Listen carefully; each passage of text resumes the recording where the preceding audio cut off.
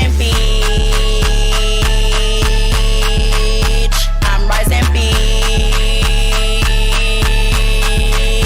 Grand rising beach. I'm rising beach. They ask me why you always doing so much writing. Cause when I get the paper, all I do is multiply it. I got the Hey y'all, welcome. We are reporting live from Tallahassee, Florida. It is super early in the morning. I woke up around 6 to record this episode. But yeah, hey y'all, how y'all doing? Welcome to Kim's Corner, humanizing the creative experience. I am your host, Kimasia, Kimmy. Child, but my name is Kimasia. But yeah, I'm so glad for y'all to be here. This is like my little corner of the internet where I focus on humanizing the creative research. The creative experience, all in the name of research. Honestly, curiosity, creativity, innovation, and creativity times 2 because we can. But yeah, just a little quick, little recap. This podcast is my form of qualitative research that's focused on dismantling creative dysmorphia and humanizing the creative experience through storytelling, important conversations, safe spaces, and hella free resources. And that's on period. I'm a little quiet because I am in an Airbnb and the people is still asleep, y'all. And I know you're probably like, Kim, where have you been? What has been going on? You low-key almost 2 weeks late with this episode. Okay, clock my tea or whatever, that's real. But y'all, so much has been going on in my life, my professional life, in my family, etc. And I wasn't able to just show up. I wasn't able to just show up the way that I hoped. And so I found other ways for me to show up. So I don't know if y'all were paying attention to the website, but we have hella free resources on there, even more resources. In the little week and a half period that I was gone, I was updating the website, putting habit trackers. I was putting, what else did I put on it? Oh yeah, some more free digital downloads, like the 8 forms of self-care. There is, what is it called? There's also wallpapers and stuff like that. I just put a bunch of stuff on there that really resonated with me. And yeah. And so pretty much that's what I was doing while I was gone. I've had a couple meetings for the podcast in regards to the podcast while also working full time and kind of just getting adjusted. So it's granted, I wasn't able to show up and record because I just honestly was not in the space to record a child. Oof. I was having so many little mentee bees left and right, and I was gonna come on here, but I was crying and stuff, and I was well, technically that's still showing up. But I was I'm not gonna lie, I don't like crying on the internet. I'm not a cry on the internet type person. I'm not a cry on the internet type of gal. I will, because I'm a Cancer. I'm very emotional.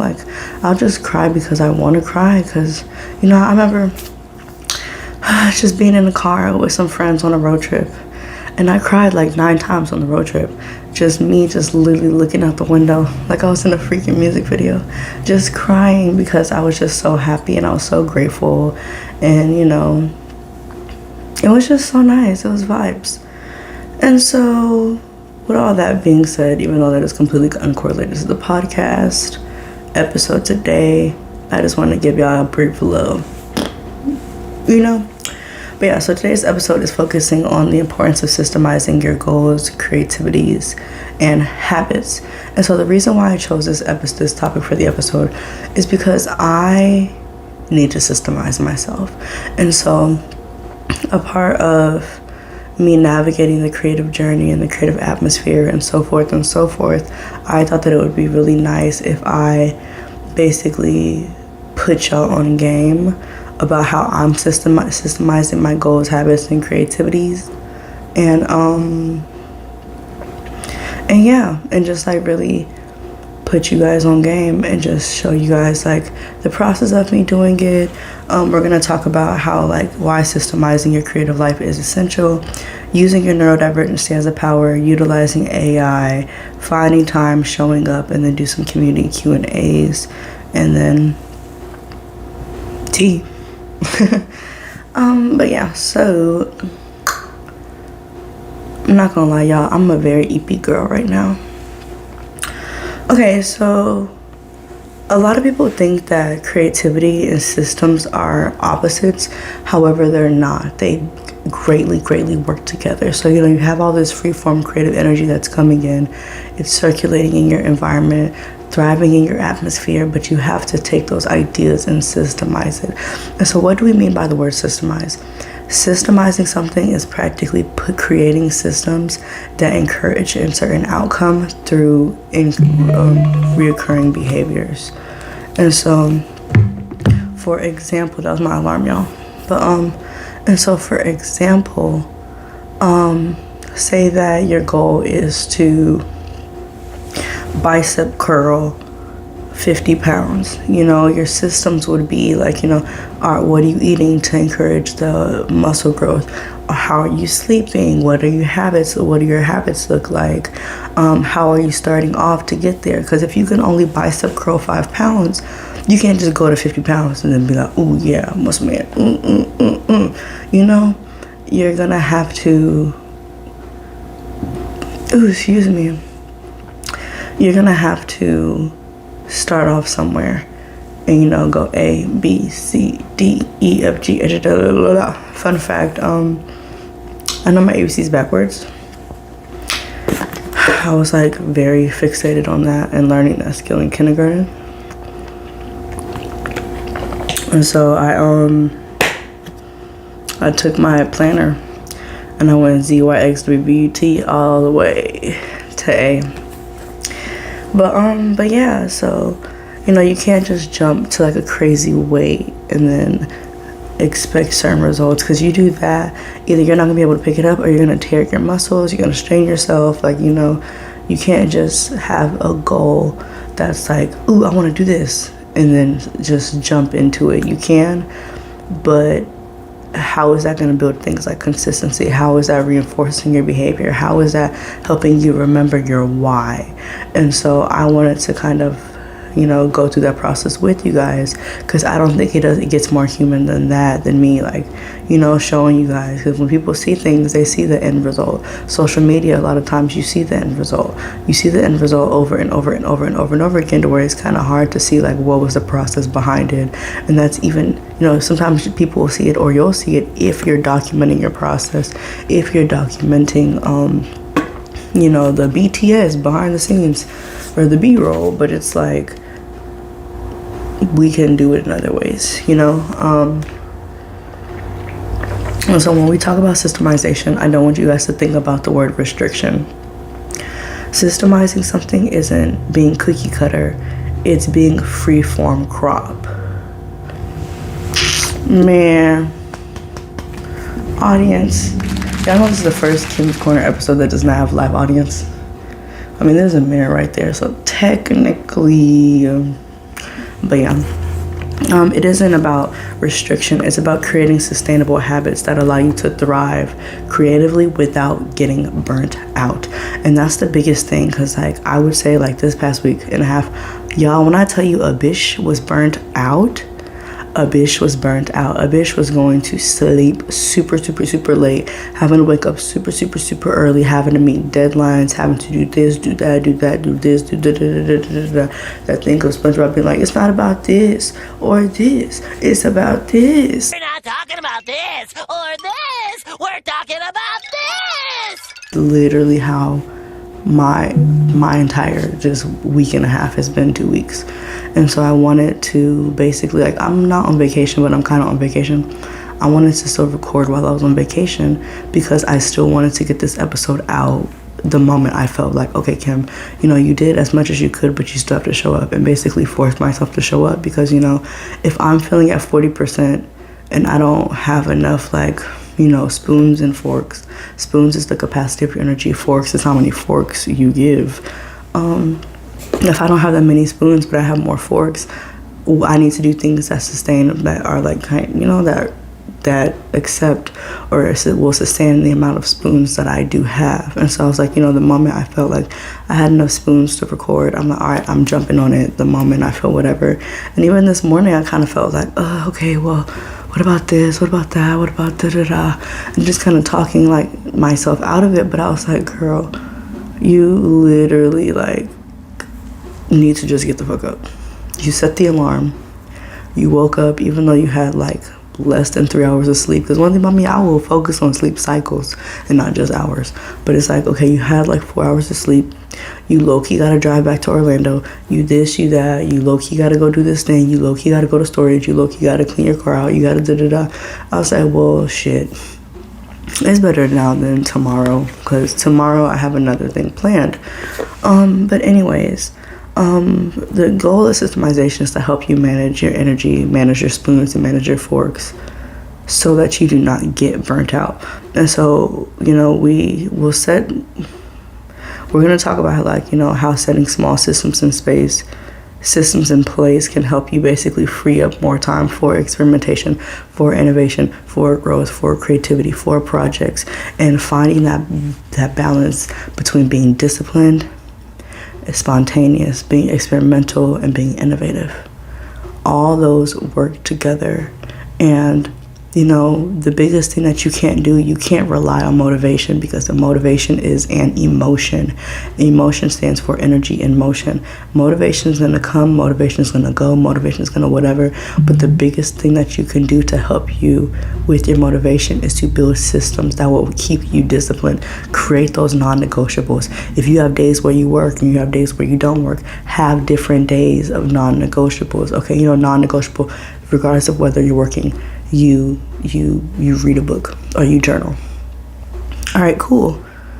Now, say that when you do work, you do like a 1 hour minimum of something creative project. But when you don't work, you do a minimum of 3 hours, you know? Or say that when you do work, you don't do like gardening time or something, but you will make sure that you do like one lesson on a course. But then on your free time, you're like, hey, I'm not doing any courses and I'm dedicating time to gardening. It's all about, once again, like that discipline and flow and finding what works for you. Because I always say, what works for you or is great for somebody might be detrimental to the other person. You really have to align yourself with your neurodivergencies, with your personality, with your interests, with the things that you're interested in doing, with the things that align you, with the things that motivate you, because you are so capable. You're more than capable. And there are people who, you know, have half the talent, people who have half the skill, half the network, one quarter of it, getting the opportunities that you want, not in a sense of competition, not in a sense of crouch in the barrel mentality, because I genuinely believe we all can win. But just because they're showing up, you know, they're being able to live your dream. And this is not talk about dreams in the sense of scarce mentality. It's saying you can do it, not in the aspect of taking from someone because you believe you're more qualified, or because of this, or because of nepotism, or because of anything. We're not taking, we're allowing ourselves to grow and allowing ourselves to also, you know, when you do these things, like, you know, are you comparing yourself? Comparison is the devil.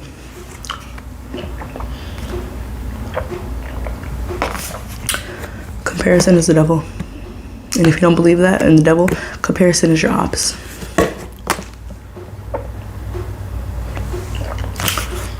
And I heavily believe that, you know, when people feel things like jealousy or envy, or you compare yourself on social media or anything of that nature, it's just because you know that you're capable of doing it, but you're being stopped somehow.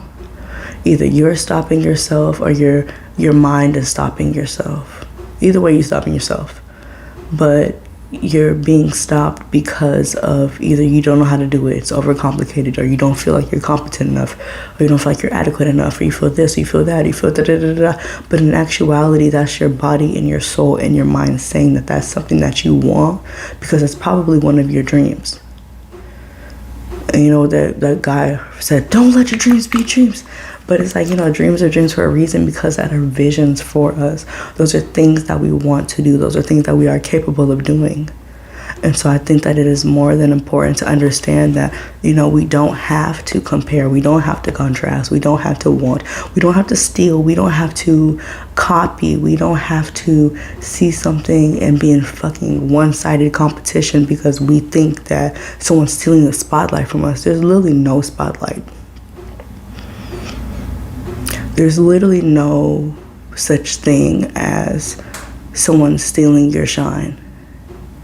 The thing is like, were you showing up enough to not be replaceable?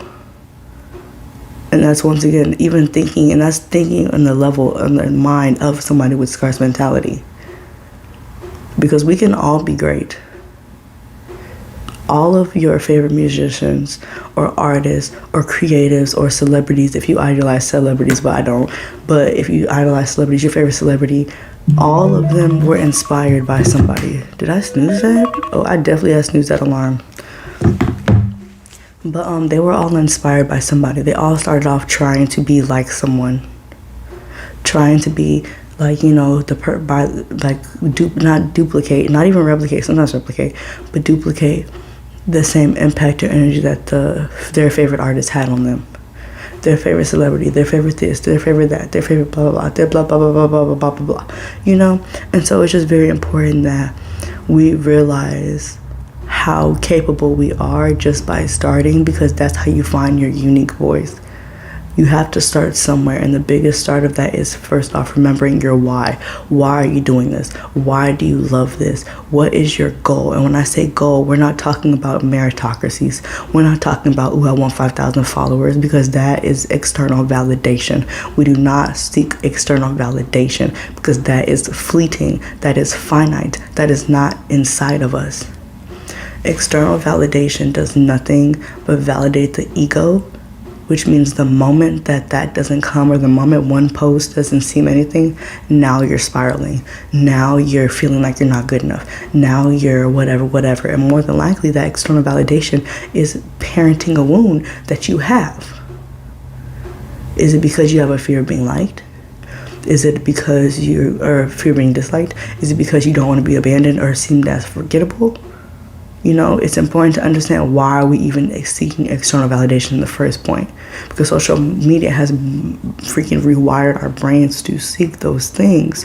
And so it's extremely important that your why is focused on your why. Why do you want this? If there were no likes, if there were no metrics, if there was no money, if there was no currency, if there was no social currency, would you still be doing this thing? Is this something that you are willing to work hard for? Is this something that you desperately want, because this is your fuel, this is your life source, this is your energy, this is your essence? In a way, this feels like your purpose. Your soul is calling out to this thing. Or do you just want to do it for the money? That's like going to college for something that you hate, just for the money. No matter how much money you make, you cannot get that time back. You cannot get that fulfillment. Yes, I'm a firm believer that money doesn't necessarily buy happiness, but it does alleviate the stressors, because there is a direct correlation between mental health declining and poverty and proximity to poverty. And this is speaking from someone who faced childhood homelessness at one point.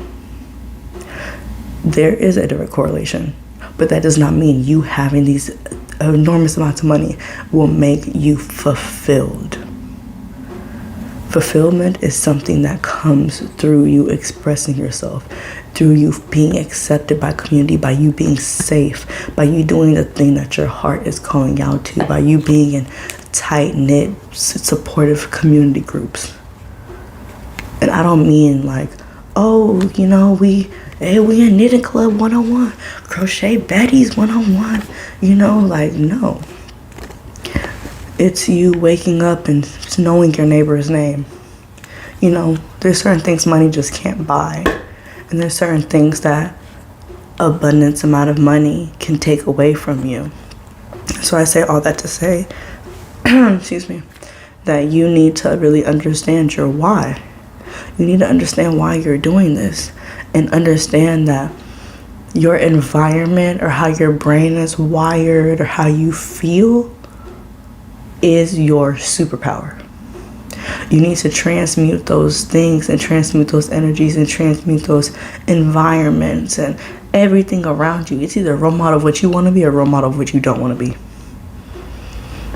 Your neurodivergency, that is a superpower. Which brings us into our next section. When it comes to neurodivergency, I think it's important to constantly remind yourself that the way your brain works and the way your brain is wired, it is not a flaw. It is not broken. That is your superpower. You know, it is your personal, unique approach to creativity, to problem solving, to innovation, to your perspective on how you see things, your pattern recognition, the things that you see and you automatically know that nobody else in the room is peeping, simply because of your superpower. And so I think it's important to understand and identify your personal space, that too, but your personal strengths, and stop working against it. If something is not working for you, utilize and find ways for it to work for you. Work with you, not for you. For you is exploitation. That is work. That requires compensation. So the more you go against the grain of what naturally is going on, the more your brain is going to seek those treats, which is fine. You know me, I am a treat advocate. I'm a very treat advocate. I love me a good treat. But the same reason why, you know, you end up doom scrolling for 3 hours because, you know, you wash the dishes. And this is coming from a girlie that hates washing dishes. I would rather clean up an entire bathroom than wash the dishes. Especially when there's no gloves. I hate washing dishes with no gloves.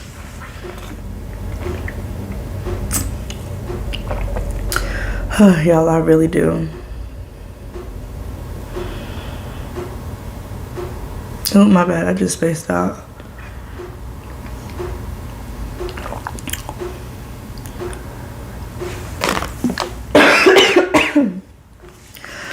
My bad, y'all. I was thinking about my next point. But yeah, so it's like, I was just thinking about, bro, I hate washing dishes with no gloves. But anyways, working with your brain, knowing what your brain doesn't like, and basically alleviating that.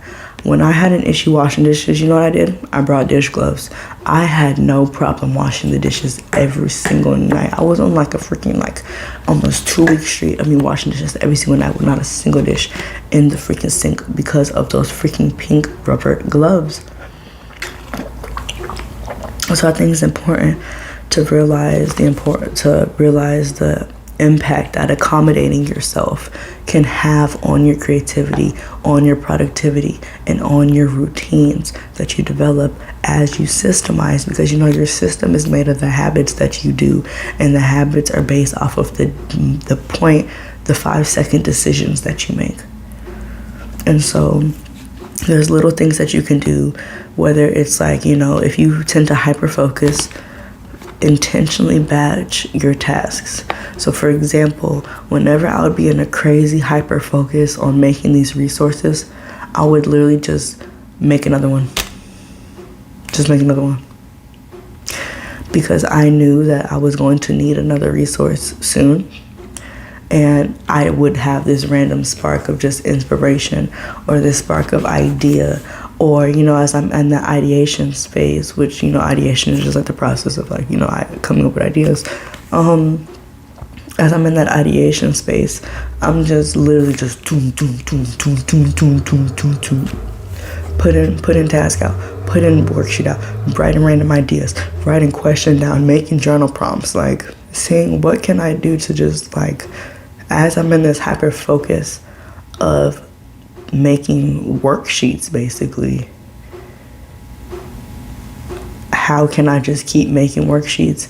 And then once you get out of that task, once you get out of that focus and you hyper focus on something else, hyper focus on that. So at one point I was hyper focused on, ways where I can like market, if I'm in a marketing hyper focus and I see myself slowly batching off and gearing towards another aspect of my podcast when it comes to things like, opportunities or collaborations or guest interviews or guest stars, I am thrashing that out. I'm allowing myself to naturally be guided towards whatever I'm interested in, as long as it does not completely derail something that is more time sensitive. So for example, when it came to like this episode, I was in a hyper focus yesterday or last night, literally about ways that I could market my episodes or ways that I can further establish my brand and other ways of this and other ways of that and blah, blah, blah, blah, blah. But I'm like, Kim, you have that episode coming up. You do have to go to sleep. And so that was a moment where I had to intentionally let myself, okay, I'm going to just let myself finish this one worksheet. And then I'm going to go lay down. Then I'm going to this. Then I'm going to da-da-da. Then I'm going to da-da-da. And I think it's also important to have routines when it comes, or rituals when it comes to like what you're doing. So for example, back when I lived in Tallahassee, I would have this bedtime ritual where I would light an incense and then I would go take a shower. So that once I got out of the shower and I'm like in my robe, I'm ready for bed, my night lights would already be on because like I had little LED lights or whatever. My little LED lights would be on, my little scenery like projector was already projecting on my wall, my incense was lit. I would literally just light a candle, sit there in bed and read or lay down and watch TV, and then blow the candle out, light one more incense, because I have the incense in like a big old bowl of sand, and I would just sit it in there, and then that's when I would know I would go to sleep, because I can't go to sleep if those lights are on, because I don't know what it is about those blue lights, but like literally I just can't go to sleep. And so I would literally just sit there and I would just watch TV or I would just read, and the moment I felt sleepy, I'm like, okay, bet. And I would blow it out, I would drink me some water, and then I would turn on my little fan, y'all. I would have my big fan on. The house would already be on like 60 something, and I'm an anemic child. And I would have my little fan on, and I would just turn it on, and all you would hear is like of white noise. And I would go to sleep within 5 minutes. And if you know me, you know I'm a certified EP girl. So it's like I'm literally, if I'm tired, I'm tired. If I'm tired, I'm tired. I'm going to sleep. But in those moments, it's like, okay, I'm tired, and so I'm going to sleep. And so it became a routine for me. So it's like, when I smell my incense and I'm laying in my bed, my body is already starting to wind down. In the morning, whenever I'm about to work, I have several drinks with me. I have me a hot drink or a super flavored drink, a kombucha or a coconut water, and a water. And then maybe like a little snacky snack, like a fruit or something. But it's putting yourself in those habitual habits so that your mind already knows it's time to do it. So say you're like, oh, I want to go to the gym in the morning, like da-da-da-da. Okay, make it easier for yourself by systemizing it and using your neurodivergency. For example, I hate looking for matching socks. That is like, it's not anxiety inducing, but I will start low-key tripping out if I'm looking in a big pile of clothes for matching socks. And I don't even mean matching in terms of color, I mean matching in terms of size. Like the crew versus long versus no-show versus ankle. I will low-key flip my shit. And so make it easy for yourself. Plan those things out at night. Plan it out. Have it out. When you got a field trip and you finna be fly at school tomorrow, so you got your outfit already packed. Already do that. Have your gym bag packed. Meal prep. Find ways to make it easier on your future self by systemizing, especially if you're neurodivergent, because your future self is going to thank you deeply. If you struggle with executive dysfunction, let's focus on externalized organization tools, because those are game changers. And so one of the things that I do want to highlight is this thing called Goblin Tools. And I'm gonna put it, like, I'm gonna edit this so you can, I'm probably gonna see if I can make myself smaller or make something right here, or right here, or right here, right here, or right here.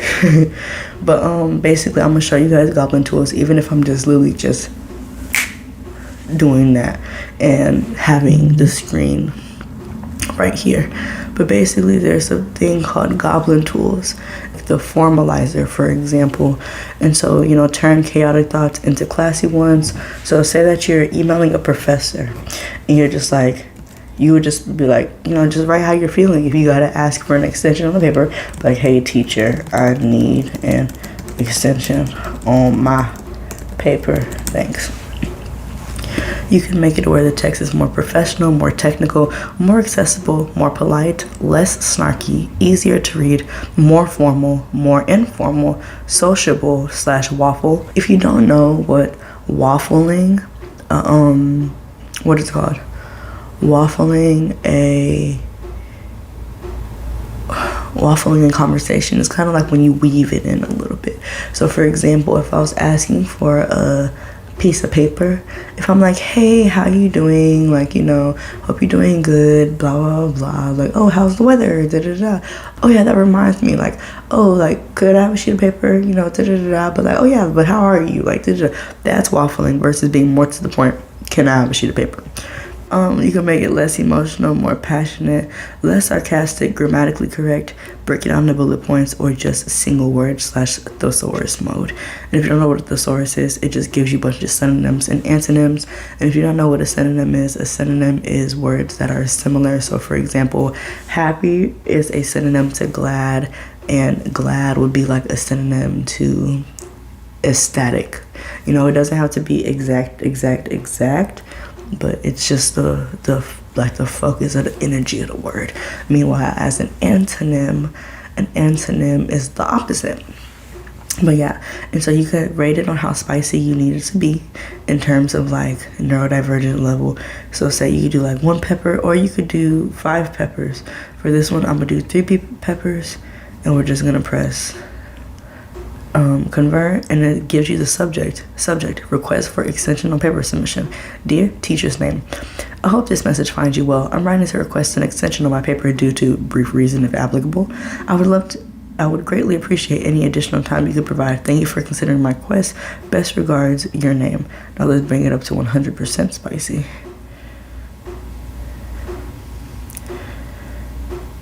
Dear teacher name, same subject.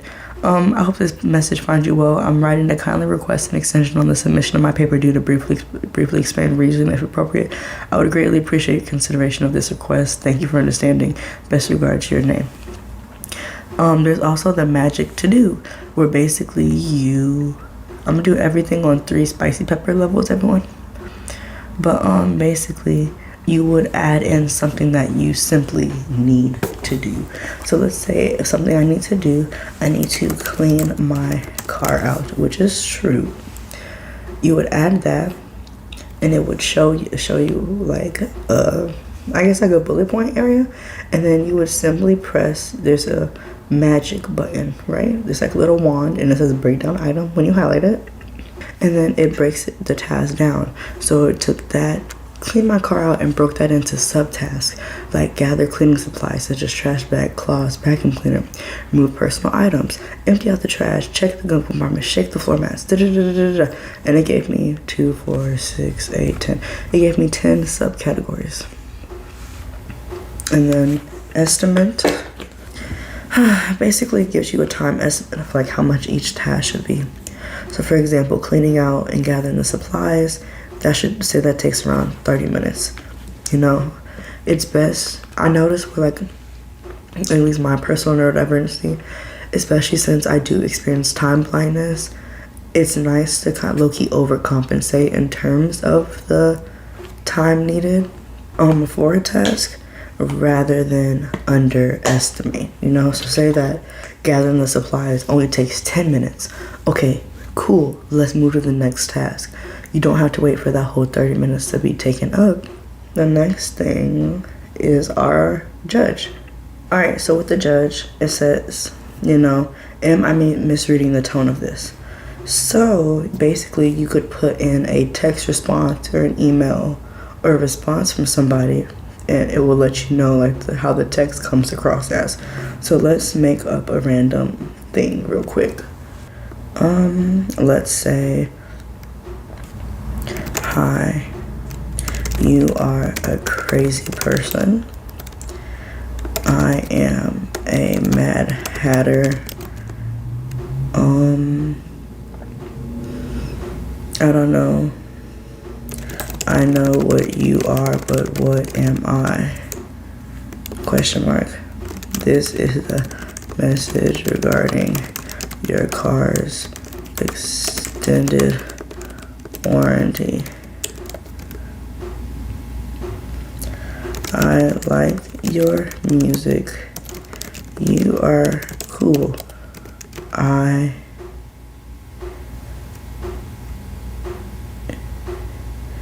hope you respond.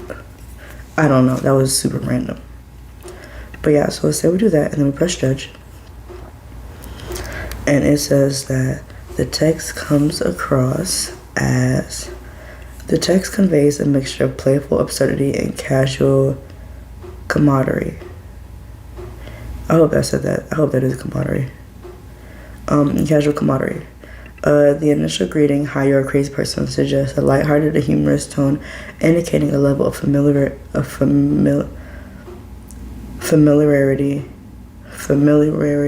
Y'all know what I'm trying to say, child. Or banter between the sender and recipient. The mention of being a Mad Hatter reinforces the whimsical vibe, which could provoke a sense of and unpredictability. And then you could press suggest a response. And then the response it gives you is, hey there, what a delightful whimsy message you shared. It has so much personality and charm. I love how you embrace the fun side of things. Your style reminds me to keep it light and playful. Definitely cool. By the way, I'm curious, what kind of music do you enjoy? Let's keep this conversation going. There's the professor. So it's like, give me a crash course. So let's say, give me a crash course on how to do a jumping jack. Explain. With level 3 spiciness, remember guys. And then it says, a jumping jack is a simple exercise that gets your heart rate up and works various muscles. Here's how you do it. Start by standing straight with your feet together and your arms at your side. Jump and spread your legs out to the side. Just explains how to do a jumping jack. And then the bottom where it's like, example, stand with your feet together and your arms at your side. Jump while spreading your legs shoulder width apart and raising your arms overhead. Jump again, bring your feet together and lower your arms back to your side. Repeat this motion. Bam. Consultant. What are the pros and cons? Let's do starting a sewing club. So we got the pros. I'm only going to read 2. Offers a supportive environment for sharing ideas and troubleshooting challenges. Promotes collaboration and teamwork on group projects. And then the other option, difficulty in finding a suitable location to meet. Possible variation in skills leading to frustration for some members. That's the cons.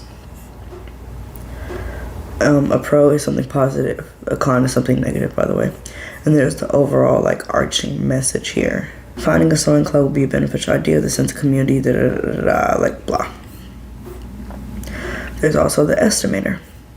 How long this is probably going to take.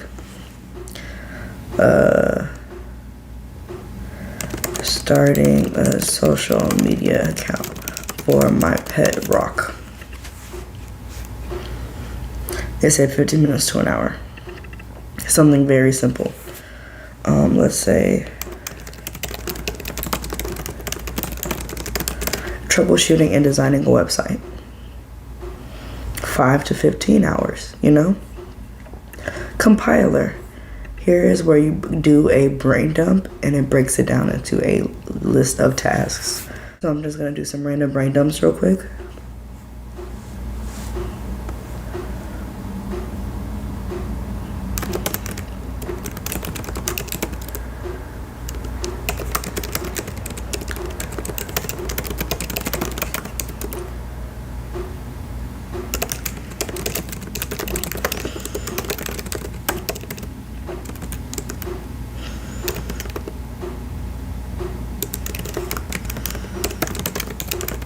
Okay, so I have dance, sing a song, play with the puppet, go to the gym, post on social media, write a book, and play the trumpet.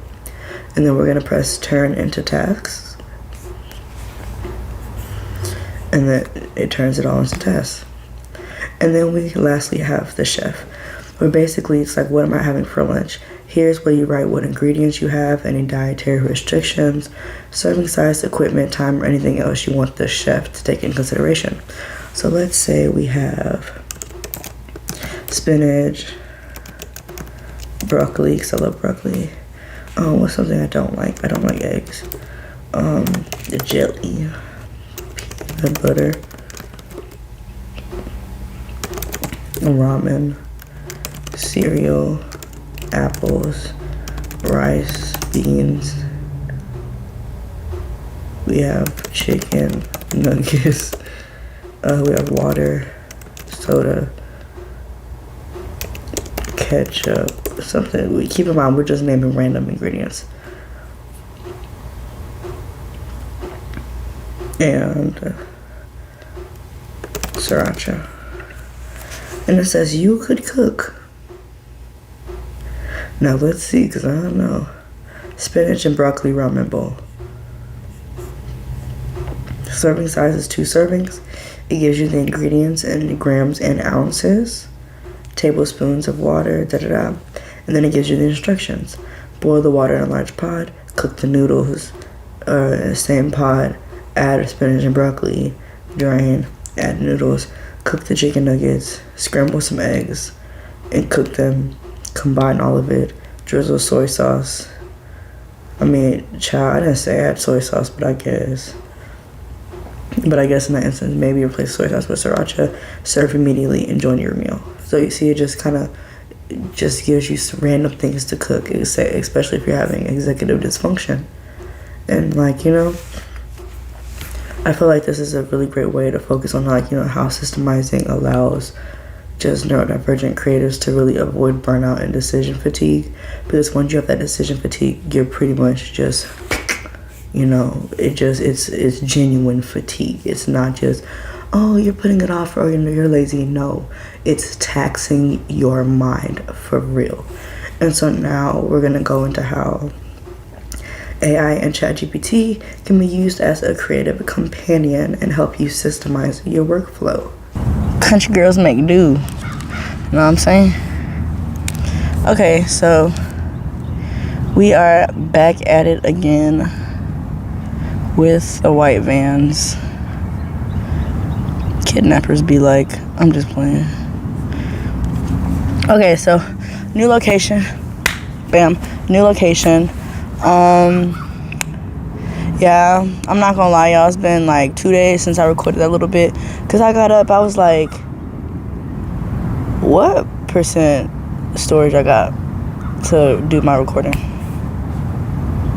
And literally, it was like I had 2 seconds left, or 2 minutes left before my recording stuff ran out. So I had to transfer it over to my little micro SD. Shout out micro SDs. Audience, thank you, birds. Thank you. I hope y'all heard that tweet. Ooh, excuse me. But yeah, my little elf ears. Yeah, like I don't know, child. It's been a rough couple days. But yeah, after screaming at some 5th graders and doing my little due diligence as a music substitute, I had so much fun, y'all. I was killing it with some experimental jazz. You know, I'm gonna put a clip right here. Go.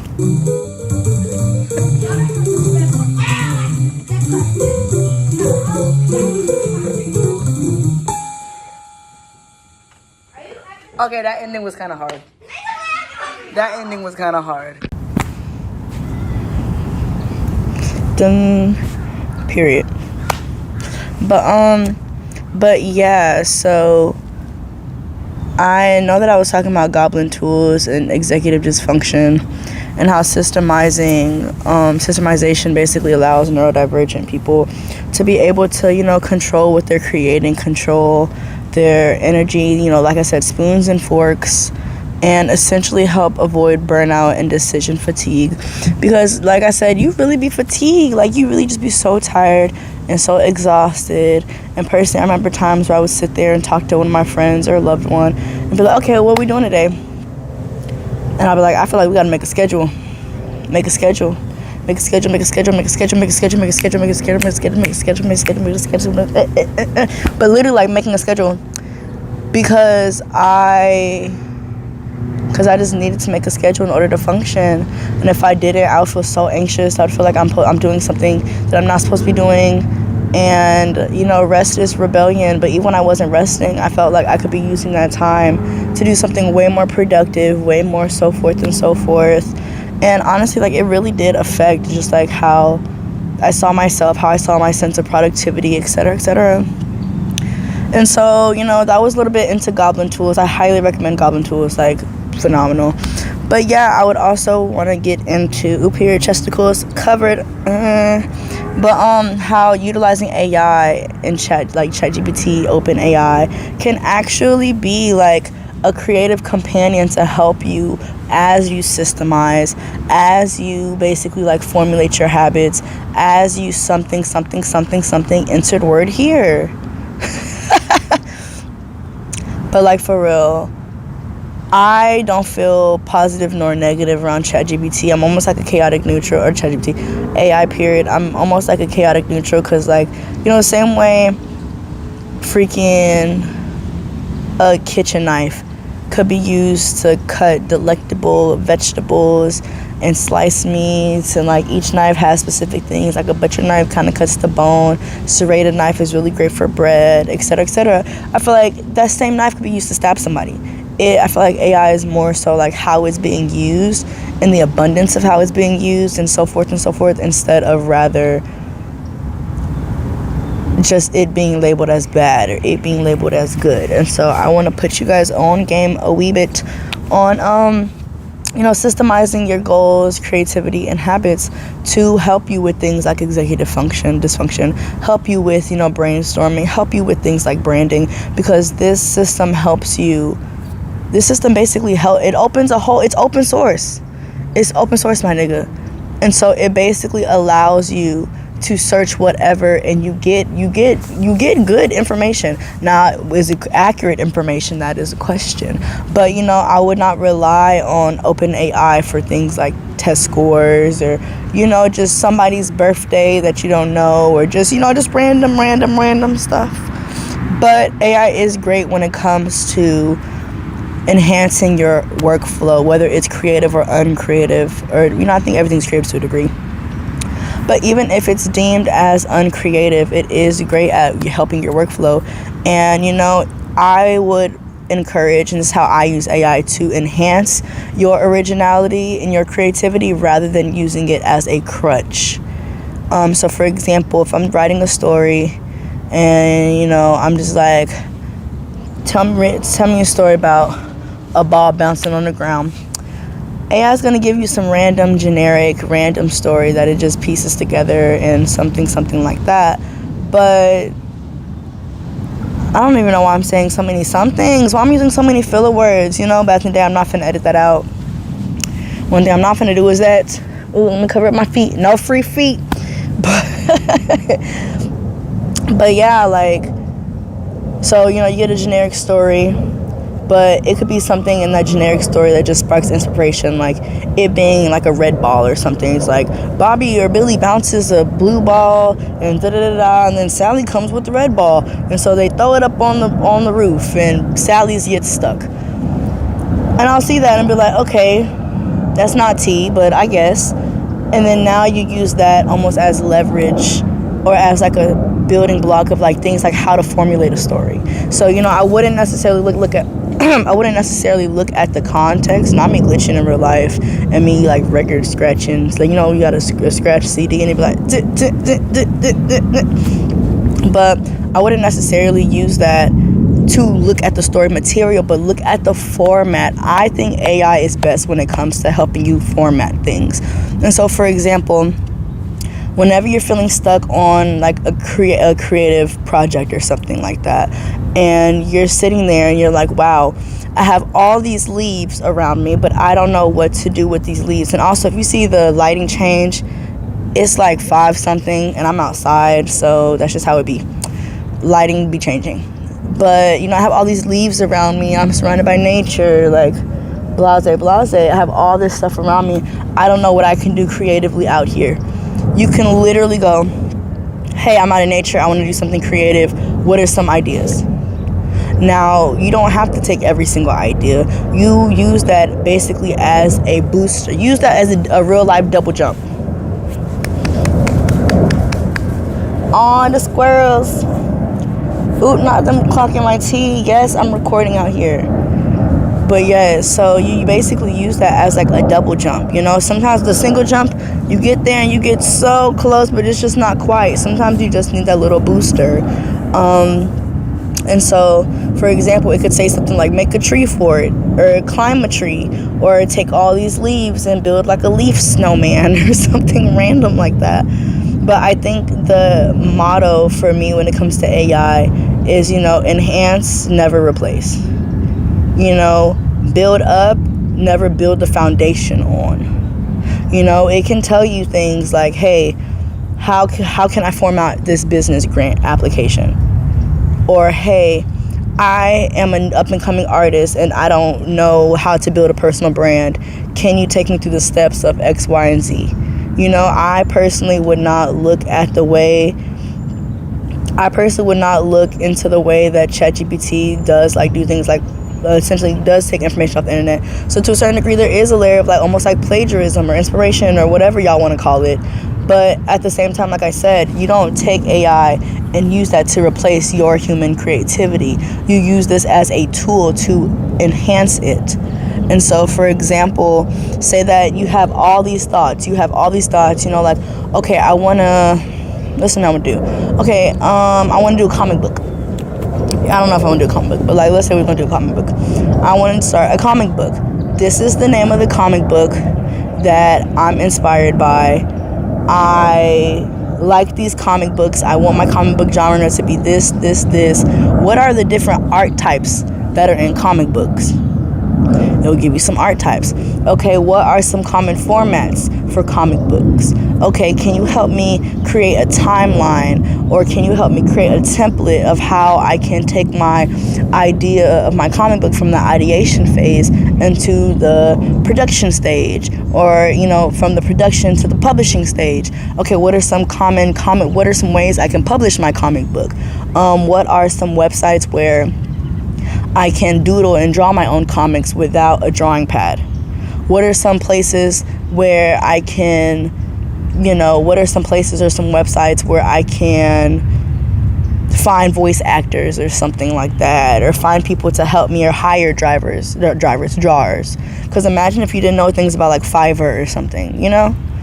It's going, like, utilize this as a source. This is essentially just a resource tool. And it can also help generate different perspectives of your work. So, for example, there's a hawk. There's a hawk. I can't move my camera because I promise you I can't get it back in this angle without it being like another 20 minutes. I hope you don't come over here because there's some squirrels over here. That would be crazy. Y'all would see my live reaction. If I saw that in real life, I'm keeping it in. But yeah, so it's just like, I don't know, it's just one of those things where it's like it can help you get different perspectives. Like, say you submit your story. I honestly, low-key, probably wouldn't submit my whole story. But say that you submit your story and you're like, okay, can you give me some constructive feedback? Or is this grammatically correct? I am notorious for asking ChatGPT if something is grammatically correct. I'm like, did I use this hyphen right? Do I have to capitalize this? Did I use too many commas? Because one thing about me, I'm going to use a comma. Sometimes excessively. Comma. But yeah, so it's like you can basically utilize ChatGPT as like another person, or not even to like humanize AI, or like, you know what I mean, but just as another tool, like almost as like that little clippy. You remember on old computers when it would be like that little paper clip that would just give you random tips? This is real life clippy. on your computer. It's getting sticky. Sorry, my brain just went to that. But yeah, like, you know, getting different perspectives. Like, okay, say you're filing out for like a grant or something like that, or you're applying for, I don't know, like a resource, or you're writing a letter or something, or you're responding to a freaking email. You can put your response and say, hey, what are some things that you think are missing? Do you think that this conveys this, like, my point across? You know, you can get that extra feedback, because just like Goblin Tools is AI, baby. Your algorithm is AI. There's too many things that are AI. Not too many, but you know what I mean. There's so many things that are AI. And so I don't want you guys to fear AI. I feel like the way it's being used is really weird and really scary and really freaky when it comes to especially things like our government. But I feel like it can also be a tool that you utilize to elevate yourself creatively. You know, I feel like it's one of those things. Ooh, there's a big old German Shepherd, period. I feel like AI is one of those things where it's like, you know, at the end of the day, it will never replace humans in terms of, like, you know, creation, originality, like being connected to God, to spirit, to ancestors, to whatever you are religiously or think of, even if it's just your sheer determination. It doesn't have those human essence, because it's like, essentially, it studies humans. That's how it became, by studying people. And I do feel like, left my water over there. That's unfortunate. But anyways, it's like, it's one of those tools where it just give you a little then I'm gonna and that's gonna make you that's gonna make you but yeah, and I think there's a really big he's playing with that dog. Ooh, that dog wanna come over here. Now, I ain't scared of no dogs, but I'll be scared of some stranger dogs. But yeah, I think a big key factor when using AI is to make sure that you're using it ethically, because, you know, when it comes to things like AI, art designs and stuff like that, essentially that AI was able to draw the art because it stole art from other creators. It got inspiration from other creators, whether it's art styles, whether it's topics, whether it's whatever. And so it's very important that you know and do your own personal research of like what aligns with you personally, what does not align with you personally. Because me, I'm not really one for like AI art. I'm not really crazy about it. I'm more of, hey, ChatGPT, I'm trying to create a schedule. These are things I want to do, child. These are things I want to do. Can you help me? What advice would you have for me? What are some key factors that I might be forgetting in this email? Or does my point get across this way? Or hey, how do you like brand something? Like, what are the key components of branding? Because when I started off as a branding strategist, I was very big on one thing about me. I'm always going to ask, what am I forgetting? What am I missing? What am I forgetting? What am I missing? What am I missing? What am I missing? And so I would literally put in this, and be like, hey, what am I missing? Are there any things that I might be overlooking? And sometimes it would be like, hey, like, don't forget, like, I don't know. I don't even know some things I forgot. But let's give an example. Like, hey, don't forget topography. Don't forget to mention a discount. Don't forget to, I don't even know, love yourself and hold yourself accountable, because depending on how you treat ChatGPT gonna treat you right back, and y'all not finna come at ChatGPT because she is a sweetheart. And I heard that people was trying to abuse her and stuff. I'm finna get my water, but I don't want to get up. But I feel like I should get my water because my throat getting a little dry. But we're gonna keep going. But yeah, and so it's like, if you wanted to create like a schedule or something, right? Say that on average you work a 9 to 5, and then you don't get home till 6, traffic, but you want to create a creative schedule where from 6 to like 8 or 6 to 9, you just strictly grind on your project. Let's say your project, let's keep the comic book. say you're doing this comic book and you really want to launch this comic book out, but you don't know where to start. We're going to start at the first target or first step, which is inspiration. What inspires you? What made you want to start this comic book? Is it something you always wanted to do? Is it this? Is it that? Is it if I were you, I would do research on what inspires me, because it's just like with music. A lot of musicians start off by listening and being inspired by their favorite musicians. Same thing with artists. Even if you're a realism artist and you're like, the human experience inspires you. So it's very important to understand your inspiration. It's very important to understand your why, and it's more and more important to understand like why you want to do it and understand how capable you are. And I don't say how capable you are in a sense of I'm not that capable. No, it's like, understand you are so capable, because we tend to talk ourselves down because we see the finished product of everything in society. When you look around in society and all you see are finished products and you don't even know where to fully start, that influences your confidence. But it's important to remind yourself of how capable you are, of how adequate you are, of how competent you are, and how skilled you are. Even if you don't feel like you're skilled at all, the fact that you want to shows something. And that's just how it is. The fact that you want to, the fact that you're inspired, the fact that you feel called, the fact that the same thing just keeps coming in your mind over and over and over and over and over and over and over again. It's telling you something. That is your mind, your body, and your spirit trying to communicate with you about how badly you want this and how badly you deserve this. I hope them claps wasn't too loud.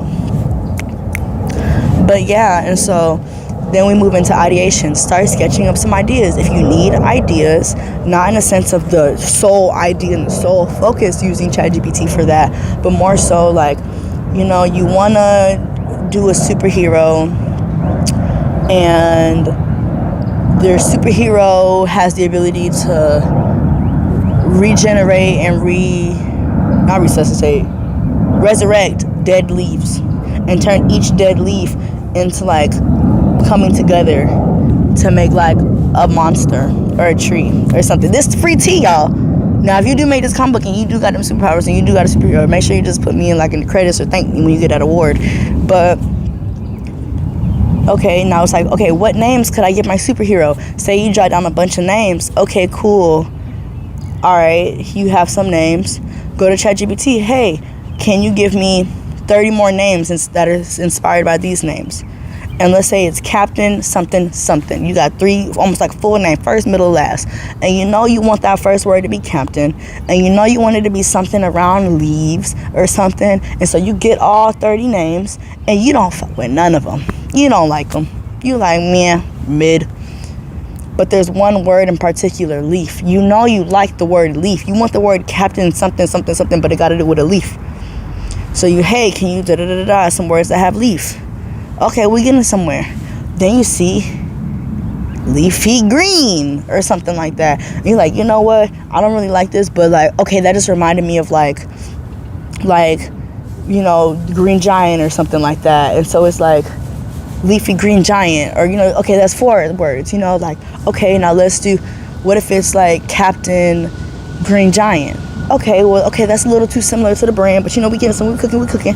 Okay, now it's Captain Leafy Plant, or Captain Leafy Leaf, MC Leafy Leaf, and now you decided on Captain MC Leafy Leaf, or just MC Leafy Leaf, and now in your brain you're like, okay, wait, I actually don't want him to be a captain or a superhero. I kind of want him to just have these powers, but in actuality, he's just an MC who's trying to get out the streets, and and now you see how you have this random flow going on just because you're basically bouncing off of these platforms like doodle jump type beat, jumping off of these ideas that you are having, but AI is just simply enhancing or being like, hey, here's some things, here's some random perspectives that you haven't thought of, here's some so forth. And so basically, okay, now you're doing the characters, you're doing whatever. Okay, I don't even know how to format a comic. Do you have the story first? Do you have the drawings first? Do you have this first? What do I have first? Oh, I'm freaking out. Now I'm getting analysis paralysis. Now I'm getting executive dysfunction. Now I'm getting this. Now I don't even want to draw no more. Now I'm just feeling overwhelmed because when I look on social media, all I see are other people's drawings and other people's comics and and none of my stuff looks like that, and I don't know where to start. And so then you take a breath and you can ask ChatGPT, hey, I want to start a comic. I don't know where to start. Can you give me the top crucial components of starting a comic book on your own? Bam. Okay, is there any things that you're missing that could help make my book or make my comic book not even just stand out, but more coherent, more quality, more cohesive, come together, help me what are the components of a story? Okay, where are some platforms where I can find story writers? Where are some platforms I can where is something, and you allow yourself to go on this stream of just communication and consciousness and downloads, and you allow yourself, as you're cycling through your creativity, to get advice. That is basically like your not so professional. You're not so professional right there. And as you're doing this, you can tell ChatGPT, okay, cool, came with some components, now we getting back to the schedule. How do I take all this and only do it in 2-hour periods? Because I still gotta cook dinner, I still gotta get food, I still gotta this, I wanna be asleep at this time, or I gotta this, or I gotta go pick my grandma up, or I got this, We don't know what you got going on in your life, and that's what you got going on is what you got going on. Life ain't gonna stop. Time is gonna tick, tick, tick, tick, tick. And the wise words of Tyler, the Creator. Cartier. Tick, tick, tick, tick. Cartier, yeah. Watch go. Time is ticking. I got this from Goodwill for $3, but time is ticking, babe. This is the Cartier, yeah. Watch go. Thank you. Everyone, round of applause for crowd participation. But yeah, I think that it's important to understand that AI is, yes, a tool that can harm so many, but it is also a tool that can help you creatively. It can help you spiritually. Hey, I'm feeling down. Can you send me some words of affirmation? Hey, I'm feeling down. Can you send me some Bible verses? Hey, I'm feeling down. Can you give me a meditation I could read? Hey, I'm feeling down. Can you just give me some words of encouragement? Can you just let me know that I'm that bitch? Can you? And ChatGPT will be like, no problem, Bookie. I'm gonna do it. And you all will not believe ChatGPT. So many people, especially predominantly men, were exposed. Not they were exposed, but they came out. Ooh, my nose itching, my mouth a little itching. But they came out basically abusing ChatGPT. Why y'all doing that to ChatGPT? Shit, that's so disrespectful. She's so nice and so giving. But yeah, so you got your little 2-hour intervals, and so you ask, okay, now can you break this down into daily or 3 times a week, or insert your schedule here, what's best for you, or the time frame that you want to do, etc., etc. Can you break this down into components, leaving leeway for errors, leaving leeway for ideas to change, leaving leeway for things like snacks? Can you also insert breaks? Because y'all need to be taking breaks. You over there, I know you ain't taking no break today. Getting a snack is not a treat. Giving yourself a break after working is not a treat. Go into the bathroom. When you finish your work, it's not a treat. Because I'm notorious to be like, I'ma hold it till I finish this page. I'ma hold it till I finish doing this. I'ma hold it. When in actuality, that's harmful to your body. And so, that's not a treat. You are so deserving of treats, and you're deserving of grace. So make sure you let ChatGPT know, hey, Bookie, I'm going to need a 15-minute break every 45 minutes. Or if you know for a fact that you low-key can't do that because you need a hyperfocus, give me a 5-minute ritual setup where not no ritual like something brujas, something. Y'all know that TikTok sound. Escucha las palabras de las brujas, los secretos escondidos en la noche. Not like that. Y'all need a break or ritual where it's before you start your comic book, you light an incense, you get some water. You get some water, you sit there and meditate, or you write affirmations to yourself, or what makes you feel good. Me personally, I need 3 drinks. I need me a hot drink or a kombucha or something like that. I need me a water, and I need me a fruity drink. So the hot drink, not kombucha. The kombucha can't be the fruity drink or coconut water, but I'm gonna need me a nice little chocolatey drink or a sweet drink, or replace that with a chip. Ooh, a chip. or chocolate, but just give yourself something to just, really vibe with. And y'all, just being so real, you're just gonna have to text ChatGPT and be like, hey girl, I have X amount of time in my schedule. Can you help systemize me creating this comic book by categories? So, step 1, can you break it down into steps, like major steps? Like section 1 will be this idea, section 2 will be this, and then she'll do it for you. And then, okay, can we break these down into SMART goals?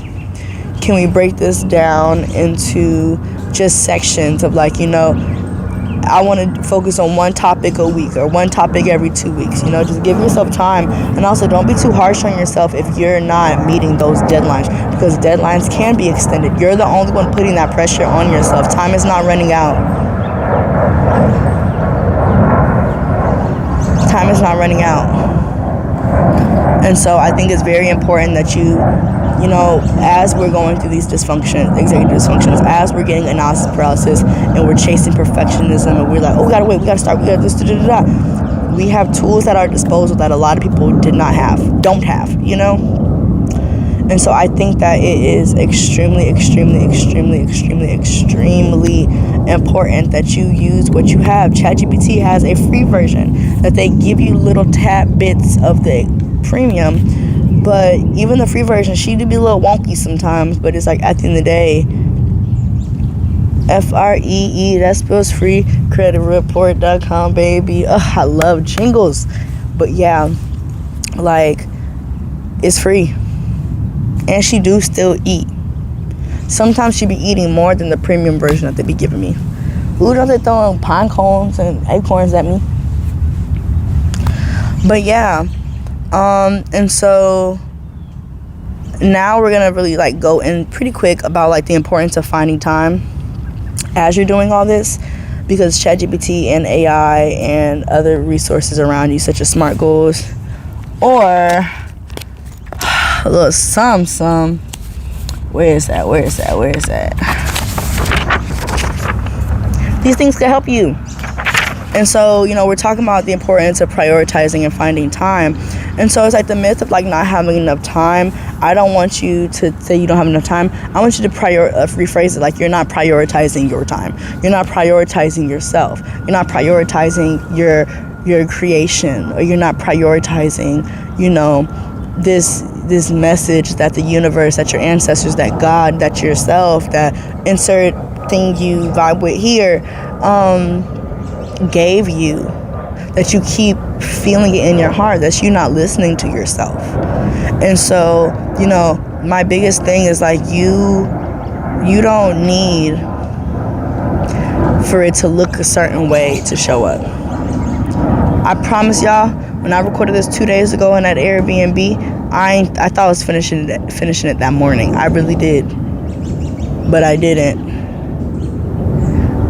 Did I expect that I was going to be out here before sundown? No, I didn't. Nothing is going to go exactly how you want all the time. But you literally just have to show up.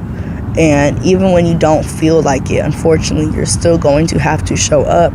There are times where I was doing my podcast and I was like, I'm so frustrated, I'm so this, I'm so that, like, I'm literally spiraling, I'm crying, like, I'm not no cry on camera type girl, I'm sorry, y'all, unless it's like I'm happy because, I'm just happy.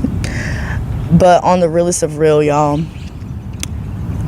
if you can't show up a certain way, you just got to show up another way. As long as you do 1%, say that you're just not feeling it one day. You don't gotta sketch out, and that day you were supposed to draw your green MC leafy leaf, and you're supposed to start doing like, little sketches or doodads or whatever, and you just can't. That's okay. You can just brainstorm random enemies or random conflicts, or just brainstorm in your head. You don't even gotta get up and write it down. You literally just brainstorm, and then something resonates, write it in the notes of your phone. That's showing up. But that's still you finding time to a degree. You're still finding time, period. Not even to a degree. My bad. I apologize for that. But yeah, and so like here's some strategies for like reclaiming your time. Time block. Block some time off. You know, like I said, say that you get your 9 to 5, come home and you're ready to do it at 6, but you only got 2 hours. That's 2 hours of your creativity. That's 2 hours of your passion. That's 2 hours of your energy being used to fuel something that you love. 2-minute rule. If you could do it in 2 minutes, just get it done. Just do it. Just do it. Nike sign, just do it. Or Nike sign, just do it. I don't know what side. Wait. One of these. This is a check. Just do it. Literally, just do it, bro. Just show up. Period. They're not correlated at all. But on like just for real, like, unfortunately, certain things you're just gonna have to do, and you're just gonna have to take control. And I think it's very important that you realize that your narrative is in your control. Every time that you ignore and choose comfortability over the harshness and the tiresomeness and the fatigueness of just getting up and putting in that little bit of effort for your dream, you're letting someone else write the narrative. Every time you choose comfortability, you allow your dream to get 1 foot closer to being in the graveyard of your dreams. The graveyard of crushed dreams. And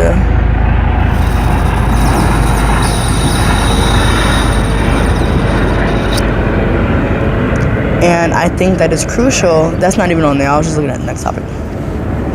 But I think that it's crucial that you really force yourself to show up for yourself, because it's like, you know, you have these things for a reason. You don't want to be where you're way older, or even like a month from now. You look back and you're like, wow, like I would have made so much progress if I just would have started. Hey, how you doing? How much, oh, they waved at me.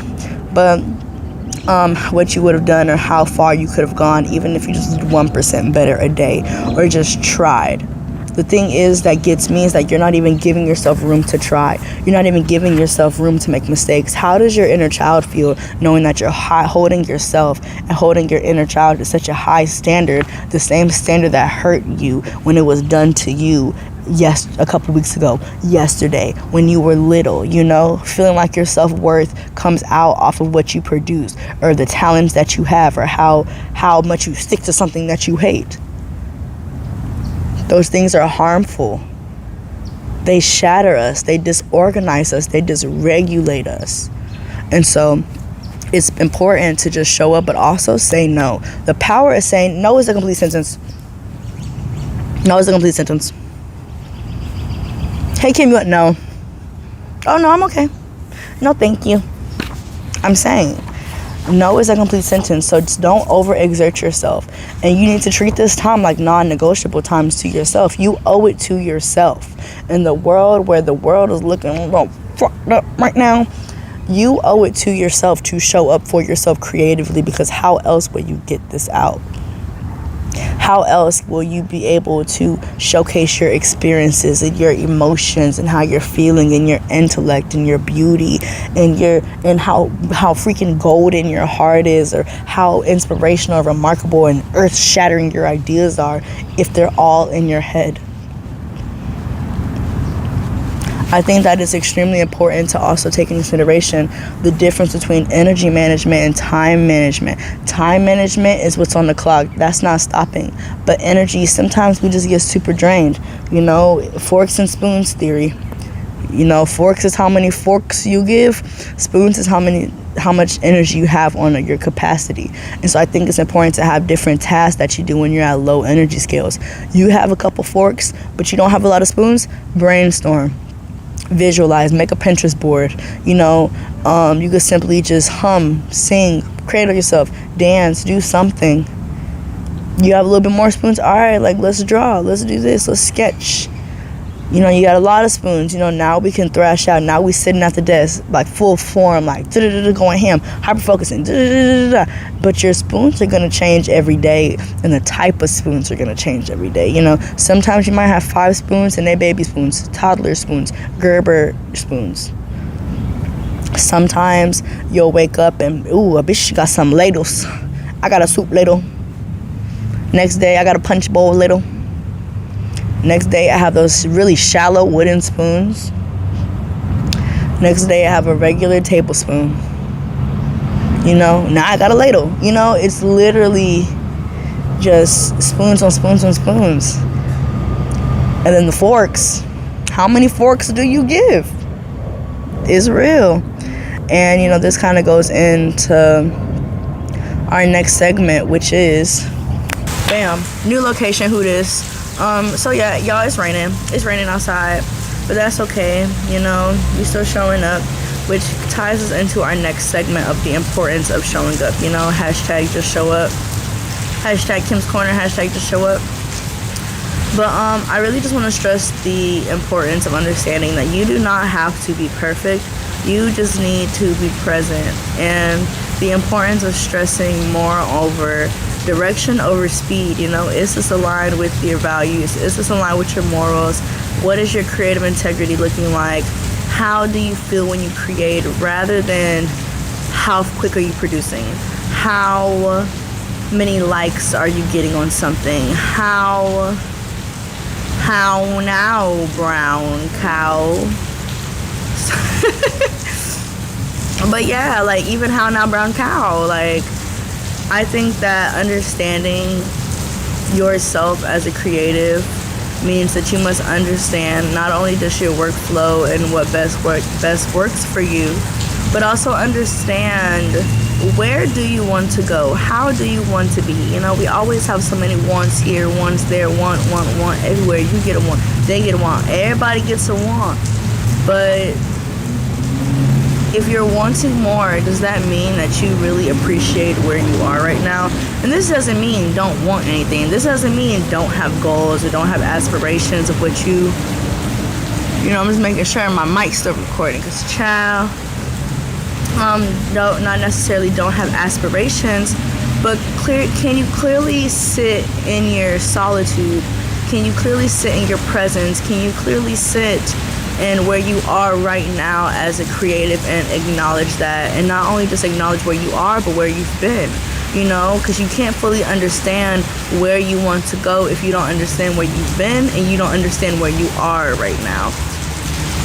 Excuse me. And I think that it's very important that we focus on progress over perfection, because, you know, sometimes we'll sit there waiting for perfection, just waiting for that right moment to click of what we think it's going to look like. But when you focus on what you think something's supposed to look like, you completely ignore the beautiful little mistakes that come out of your mastery. So for example, you know, say you're working on a painting and you make a mistake. That doesn't mean that the painting has gone to waste, or you're so stupid, or you're so blah blah blah blah, or insert negative thing that you say about yourself right here. You don't understand how that one insy teeny weeny polka dot bikini mistake can launch you into something that you did not even know were possible, because you limited yourself by expectation. You limited yourself with the idea of what you think something was supposed to look like. You limited yourself with this mirage, essentially, of perfection, thinking that the right moment is going to happen, thinking that you're going to become inspired this way, thinking that that top hit is supposed to come this way, or whatever, or that masterpiece is going to be that's going to have the same cultural weight as the Mona Lisa, and all these other things. It's like, you know, not only are we looking at more vain things of aspiration and putting such harsh expectations onto our creative artistry, but you're also limiting yourself by projecting essentially what it's supposed to look like, or projecting as to what you think something is, or projecting your idea of success onto something. What if, you know, you're counting views, you're counting likes, you're counting metrics? What if your success comes from, you know, being in a room or being heard by 15 people that really care about what you have to say, that are your target audience, that really are aligned with you, versus 50 that are just scrolling just to scroll, just liking just to like? You know, and I feel like it's extremely important that we realize that constantly sitting you're basically sitting in your self-sabotage and sitting in your stagnation is a form of self-sabotage. Sitting in your self-sabotage, you know what I mean. But sitting in your comfortability, just waiting because you feel fearful, or because you have anxiety, or because you don't think something is good enough, essentially is a form of self-sabotage that stifles you into just staying still. And don't get me wrong, there's beauty in the stillness, but to a certain degree, when your body feels restless, when your mind is restless, when your spirit and your soul is calling to you, and it's calling for you to create, and it's calling for you to release, and it's calling for you to just have some freaking fun, but you're choosing to sit still because you know that it's not gonna come out the way that you want.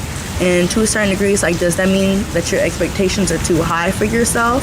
Because I know that when it comes to expectations and when it comes to standards, it's extremely important that, like, not even on some, you need to put it down, and you need to have lower standards, and da-da-da.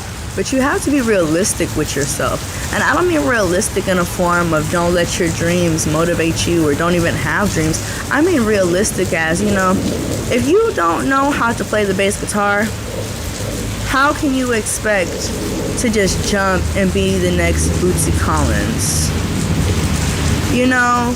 It's just one of those things where it's like there are systematic steps that you are going to have to take to allow yourself to grow. Plants don't just become plants. They go through processes. They have things like photosynthesis. They have things like germination and propagation and flowering. And, those things take time. You have to allow yourself to move with your subconscious, allow yourself to move with nature, allow yourself to move with time. Because time is the one thing that nobody could buy, no matter how rich you are. And I even wanted to say, like, health is another thing that people can't buy. There are things that can help, but there's billionaires, trillionaires, gazillionaires who have crappy health. And that's not to say if you don't have good health, or what you would consider as good health, that you're not good enough or whatever, or nothing like that. Because I used to also think that, especially with my hip deformity and me, my knees used to freaking dislocate like every other freaking Sunday and all these other crazy things. I used to see people like on the step team, and I would literally like cry in the seat because I'm like, damn, Kim, you low-key might not ever be able to do something like this. You can't do something as simple as roller skate without the fear of your knees popping out, or even laying in bed a certain way, or even da-da-da-da-da. And it's just those little thoughts that will start to corrode you, and they'll start to eat away at things like your self-confidence and your sense of self-fulfillment and your sense of worthiness. And then you got to realize that a lot of those things are rooted in things like comparison. And so, to anyone who does have a disability, to anyone, no matter if it's a physical disability that you could see, or something that like nobody even knows that you keep on the hush-hush, you are still worthy of creating, regardless of your health, regardless of your age, regardless of your sexual orientation, or your gender identity, or your religion, or your race, or even how you look. You are worthy of creating. And I think that it is extremely important that we understand that as a society, those creations all come together to showcase different experiences and allow us to basically do research and understand how are people living. How can you create from an authentic space if you don't feel safe to be who you are? And this is exactly why I stress the importance of creative safety and the importance of just showing up, because you might not feel your best. You might not feel like you could give 100% because you don't even have 100%. But if you could give 10%, that's still showing up. Like I tell everyone, just because you wash one dish, that still means you wash the dishes. Just because you wash the spoon, you still wash the dishes. Just because you fluff that pillow and strain it up a little bit, that's part of making your bed. So when people tell me, because I'll be having crazy analogies all the time. People tell me, they're like, oh, but I didn't do this. And I'm like, oh, but you did this. They're like, oh, but that's just one. Like I said, just because you chose to wash a spoon over a pot, you still wash the dishes. And I want to use that analogy to highlight the capability of just showing up. And just one quick second. I'll call you back real quick. I'm in the middle of recording. Alright, sounds good. Alright, bye. But you know, I think that it's really, really, really important that we as individuals and as we as creatives understand like how deserving we are, because we're in a society, we're in a culture that is focused on breaking you down, diluting you, telling you that you exist too loudly, or like you don't look a certain way, or you don't act a certain way, so you are not considered worthy. We live in a culture that's very adamant about highlighting what they think that you're not good enough for, or very adamant about highlighting the things that they don't think are good enough. We live in a culture that's very stressful, that's very go, gotta move, gotta this, gotta do this, da, da, da. Where it's like, yes, rise and grind culture, or masking under the guise of productivity. You know, and that's even something that like I dealt with and I still deal with this time, because it's like me, I feel like I gotta be doing something all the time, but that's not even in a sense of I can't rest, because one thing about Kim, she gonna rest. One thing about Kim, she a eepy girl. One thing about Kim, she gonna get a treat, she gonna get a snack, she gonna get a drink. But there are still times where I sit down and I look at myself and I say, damn, I just really want to work. And I ask myself, damn, why do you like working so much, Kim? And I have to be honest with myself. Like, at first it started as a coping mechanism in middle school and high school, but then it fostered into like a genuine love for work. I just love doing what I do. And you know, at the same time, I'm not the type of girl that's like, ooh, I need to work, so I'm gonna do something that I hate. I love working because I only work on things that I love. And you should allow yourself to do the same. You should allow yourself to enjoy working. You should allow yourself to enjoy your presence. You should allow yourself to enjoy creating. I think that it's very important that we also acknowledge that we live in a society that tells you that your creations are not good enough. We live in a society that downplays and basically makes fun of people who are emerging creatives until they reach a certain metric. A metric that's not linear. We don't live in a meritocracy. Meritocracy is a society that is focused more on merit, or solely focused on merit. We do not live in an environment that really allows people to flourish until they realize that they've been accepted by other people. It's almost like hazing.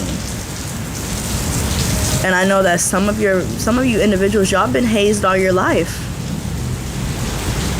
Some of you don't even realize that you've been forced to basically go through initiations to be accepted in your communities, especially in your creative communities. There's so many individuals who are completely disregarded as creatives until they get a certain amount of followers, until they get a certain amount of likes, until they get a certain amount of notoriety by the community, or past some code or secret initiation that most time don't even know that they're going through. A lot of you guys are being hazed in humiliation ritual or whatever the hell into like your own families, into your communities, into your work. And a lot of us are doing these things in the name and in the search of being accepted, especially if you're creative.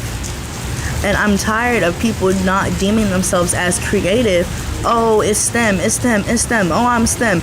Baby, it's STEAM. It's 2025, baby, it's STEAM.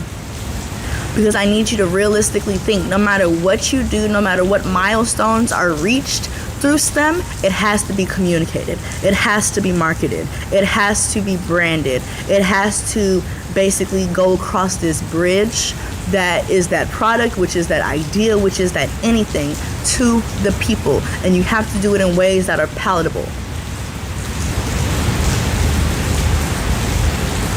How are you going to get any point across if it is not palatable? And I don't mean that you need to be palatable. I mean that, you know, if I'm like freaking cardiovascular surgeon and I'm like, now keep in mind, y'all, I don't know nothing about cardiovascular surgery, nothing. I'm about to start referencing Grey's Anatomy. The venous line, you got to cut this in your aorta and these veins and your da-da-da and your XYZ. you're something. What does that mean? You know, it's like going into a hospital and a bunch of people being like, oh, you have super function calidaceous espialidosis syndonitis. And I'm just like, what does that mean? And then, you know, a doctor who looks like me or relates to me or anything of that nature comes, sits me down and is like, girl, they saying that you have tendonitis in your shins. This is what tendonitis is. This is what this means. This is what this looks like, and this is what something. It's all of a sudden more palatable to be understood. You can't give someone who's never had any type of spice in their life, and I don't mean like American spicy, I mean like Thai food spicy, Vietnamese food spicy, child. You can't just give that to someone who's never had a habanero pepper or Scotch bonnet and expect them to be able to handle that. And I don't mean this in terms of expression, I mean this in terms of literally like STEM, understanding and taking abstract, complex ideas and turning them into something that the general public can understand. So it's just STEM, it's STEAM, it's 2025, STEAM, science, technology, engineering, arts, mathematics. Because there's no way that any of these things can be passed to the public without the A, without the arts. Thank you. But yeah, and so now we're gonna go into the community Q&A. Really cute, And so yeah, so one of the questions were, what are some simple ways to start systemizing creativity without feeling overwhelmed? And I would say habit trackers. Write it down. Child, I'm a list advocate. Y'all won't catch me without no list. One thing about Kim, she gonna have that list. It's like a little wet on here, but I'ma still put it on the table for y'all. But habit trackers. So y'all could use Kim's Corner's habit trackers, which is free. You know, all of our resources are free at kimscorner.com, or you could find whatever works for you, child. You can even just write it up. But habit trackers. And so we're gonna, start date, end date, how long is the duration. It could be a day, it could be a week, it could be a month, it could be a year, child. Who knows? Who cares? You should care because it's your stuff, so you would know. Your new habit, what does success look like to you? You could draw a picture, you could just bullet point, you could write a sentence, color in or cross out, the days, the hours, the whatever, the milestones. What's your motivation? What is your why? Your 3 to 5 step plan, and then the due dates with it, and then the reward for doing it. And then once you do that, or once your time is up and you reach that end date, you're gonna do your review, rate your growth, rate your level of accountability, and then write any notes as you are doing your thing. And then, now we're moving on to that's all in terms of trackers and stuff. I almost said shit. But child, my face is itch. But yeah, and so systemizing without feeling overwhelmed. Utilize your free resources. Utilize ChatGPT. Utilize Goblin tools. Utilize areas of technology that you might not be super tapped into. Even if you are super tapped into it, utilize it, child. If you don't have, let's say you don't have a list of house chores, go into Goblin tools and break down your chores. Break down your task, Take this big thing that seems so big and overbearing, and let's start getting at it one by one. Think of it like ants eating a bug, like a cricket or something like that. One ant ain't gonna just pick the bug up and just take the whole thing over. The ant is gonna go up to the bug and it's basically gonna like take it piece by piece. It's gonna call its friends overs. So there it goes into like, another thing, having your friends hold you accountable, or doing similar things with your friends if you know that y'all have similar things to do. That's called parallel play. You do similar things or different things, but just having someone in the room doing a task with you to help you be accountable. I love parallel play, child. One thing, I'm gonna call my friends, be like, you wanna go work? You wanna go work on something? You wanna go read? You wanna go sit? But yeah, so like I said, it's just one of those things where it's like having that community or having that environment that just kind of pours into you. And even if you don't have it right now, that does not mean that you can't do these things. There's forums on Reddit where y'all can get on Skype. I don't recommend giving your number out and FaceTiming or Instagram. Y'all can Instagram video, but I don't know, I'm not really too keen on getting my number out to strangers until we like got a little bond or whatever. That just remind me of that SpongeBob thing. It's like bonds. But yeah, so it's like, you can go on Reddit, hey, I need an accountability partner.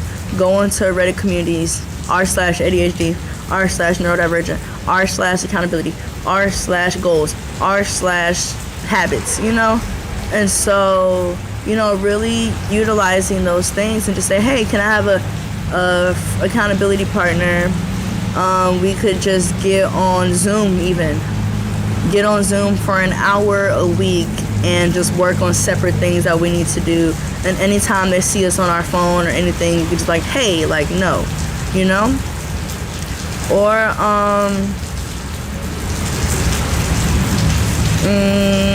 calling out a girl, saying all upon the world and Mickey. Rest in peace when it comes to it. It's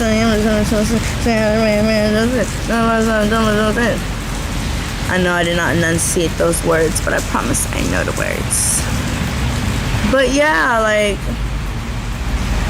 y'all be stimming mid-podcast, and I ain't even mad at it.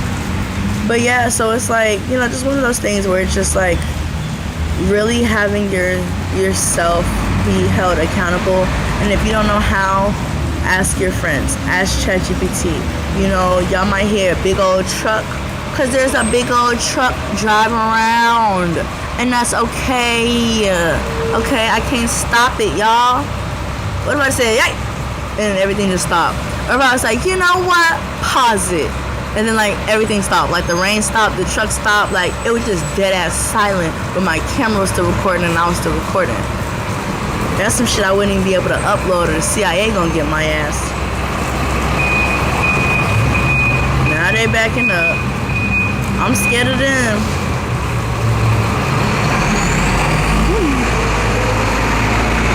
He whipping that hoe. He whipping that truck. But yeah, he whipped the fuck out of that truck. I ain't even mad at it, cause he whipped it. But why should I tell him honk the horn? I should have been like, shit, that's like the horn. I know that was the brakes though, but my brakes be like, buses be like, Kim's Corner be like, Juicy J be like, hey, y'all, I fuck with Juicy J, like I do. It's just the way he be rapping, like his rap cadence, just be itching my brain. Like it just be itching my brain so hard in ways my brain has never been itched before. Scratched, scribbled, squabbled. But yeah, sorry I keep getting off topic. But it's because it's beeping. Like, I can't even take nothing serious because this beeping blocking my brain. Period. Is the return of the mafia. But yeah. And so, dang, he ain't gonna honk the horn. It's okay. His brakes was the horn enough. But anyways, like I was saying, my bad, y'all. Y'all know I be a little, But yeah, how Systemizing overwhelmed. Honestly, like that's it. I can't really think of them. This entire thing was kind of focused on like, I was saying in terms of being overwhelmed, I would say just reassure yourself that you're safe and like take that big task and break it down into smaller, more manageable tasks. And if you need help, I would highly recommend Goblin Tools because like I use that for myself, How do I stay motivated when inspiration feels inconsistent? Motivation is inconsistent. Don't tell no one. Tell everyone, actually. Motivation is inconsistent because motivation is an emotion. And emotions are nothing but energy in motion. And so the best way to stay motivated when inspiration feels inconsistent would be discipline. You don't have to create a system where you do the same thing every single day or the same thing around the same time. You can just find ways to show up. And so when it comes to staying motivated on when like inspiration feels inconsistent, I would say find means of inspiration. That doesn't mean doom scroll, go to Pinterest. Go into some things that you might have saved or some articles that you have around. I would say also, I would say at that time, it'd be a beautiful time to get a piece of paper and a pen and just brain dump. Write how you're feeling. Get all of it out and get all the fogginess out of your mind so you can see what pops up. Do some automatic writing. And automatic writing is basically when you sit down and do basically that. Sit down, have pen and paper, and you just write. Don't even think. Brain off. Brain is off. You just write it. And you might even start off with your brain on, being like, I feel no inspiration right now, but if I were to do a project, I don't even know what it would be like. I think this would be cool. Like, it would look like this. Like, this could also be cool. And then your brain will literally start just filling in the gaps. And you would just be like, you just be writing like freaking maniac. Like, oh my God, I'm writing. And so, yeah, best way to grow your audience for your work. Show up. Keep posting. People see it. Look in your engagements. You'll peep that people see it. They just don't like it. For some reason, I feel like Instagram has this weird thing. Like, Instagram's not as fun anymore. Social media isn't as fun anymore. A lot of it just kind of feels like we're being forced to perform for people who we don't even like. People who don't even like us. And so it's just like one of those things where it's just like one of those things where, you just gotta really just keep showing up. I would say also go into environments and communities where you have similar interests. Go and diversify your audience. If you're only on Instagram, also touch TikTok, also touch Threads. You can also go to Reddit. There's so many other means. You can also go to like other communities or go to Substack or just go to a bunch of different environments and communities that really resonate with you and what you're doing. And yeah, how can you use AI/ChatGPT in a way that keeps your work authentic? I would say use it as stepping stones, not as a blueprint or as so for example, say you're building a house and you don't really know what your house what you want your house to look like, but you just don't know how to build a house like from scratch. I mean, like you making the clay from scratch, child. And you making the bricks by scratch. And so, in that moment, you could start off by searching like type of house architecture, the different types of interior and exterior designs. Like, would you want your house to be like concrete brutalist? Would you want your house to be modern? Would you want it to be avant-garde or like look like a castle, or find different ways and like inspiration.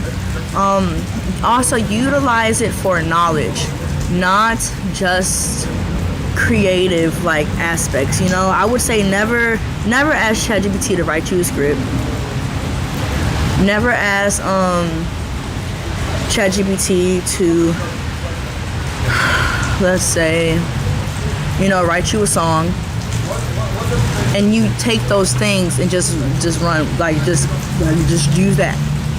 I would say you can ask ChatGPT to like, hey, say you're doing like a screenplay or something, or you want to do a screenplay. You want to start a musical. Yeah, period. On some one short day in the Emerald City. But yeah, so say that you want to start a musical and you don't know where to start. Hey, can you write me a sample screenplay for a musical where there's two talking trees and they finna have a fight. The trees finna fight. and it highlights invasive species and stuff.